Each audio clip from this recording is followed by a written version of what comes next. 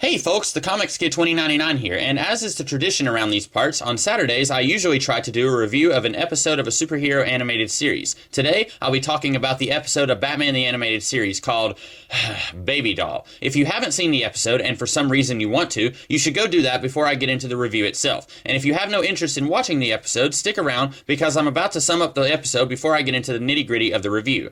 Mary Doll was the star of her own awful sitcom with shades of The Brady Bunch and Leave It to Beaver. She had a rare disease that prevented her from aging, and after several years of being the star of her own show, she quit to pursue a career in dramatic acting. As you can imagine, that didn't work out too well for her, and her career was dead after that. Now, in the present day, she's kidnapped the cast of her show because of reasons. Anyway, she's a psychotic brat, and Batman and Robin eventually stop her. Cue credits. So this definitely isn't the worst episode of this series. There's at least a narrative here, so from a story perspective, this episode is better than Fire from Olympus. And the villain has a gimmick that is somewhat unique, so from that perspective, this episode is at least more fresh than an episode like, say, The Forgotten, that just had a Jabba the Hutt-esque generic gangster as the villain. So why do I hate this episode so much? Heck, I already mentioned Fire from Olympus, which is by far the worst episode of this series I've seen so far, and I am 100% sure I'd rather watch that episode over this one. But why is that? I have to be honest, the big reason I hate this episode is Baby Doll is just annoying. She's got this shrill baby voice that isn't even easy to listen to in small doses, and so this episode spends half of its time having her spout her stupid catchphrase and act bratty and expect to get away with it. And yeah, making this character flawed, an understatement to be sure, is to make her realistic, as some people in the real world are petty and blame their own bad choices on others. But just because a character is realistic does not mean that they are likable or even tolerable, and Baby Doll is neither of those things.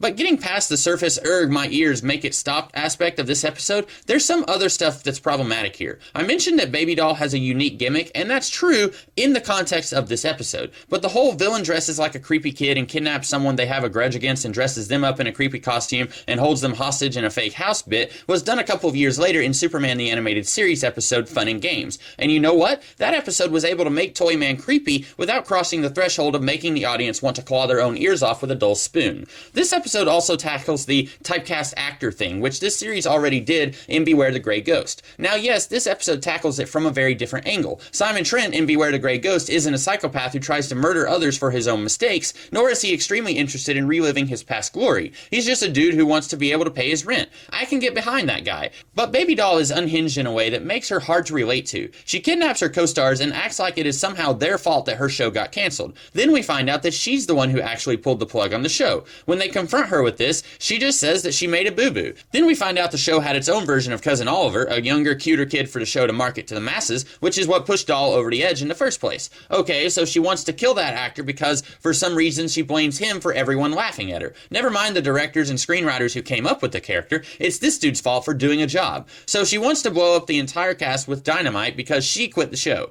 That almost feels like two separate motivations rolled into one. Either have Baby Doll kidnap these people and force them to be her unwilling family for the rest of their lives, or have her so mentally unhinged that she refuses to believe it was her fault the show ended, and now she has to get revenge on everyone involved in the show so she can feel better. But trying to merge these two doesn't work in an episode that's already not working on just about every level. Like I said, on paper, this isn't the worst episode, but in execution, I cannot think of another episode that made me so angry and sad and disappointed like this one did. So those are my thoughts on this episode. What did you guys think of this episode? And of my review? If you liked it, then you're in luck. I do this kind of video every Saturday. Next week, I'll be talking about an episode of Batman Beyond, and the week after that, I'll be talking about another episode of Batman the Animated Series. And if you did like this video, be sure to like, share, comment, and subscribe. And I also do other videos throughout the week, so be sure to check those out too if you're interested. In the meantime, I hope you guys have a great rest of the day. Catch you later.